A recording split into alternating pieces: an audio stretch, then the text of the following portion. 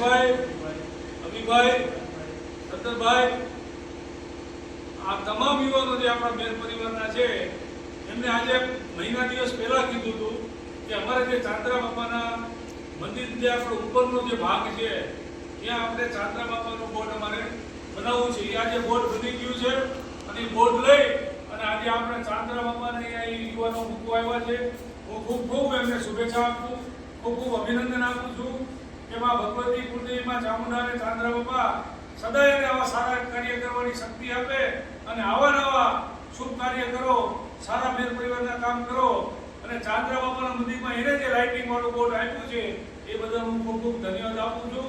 જય ચામુંડા, જય દ્વારકાધીશ, જય ચાંદરા. બોલો ચાંદરા બાપાની જય.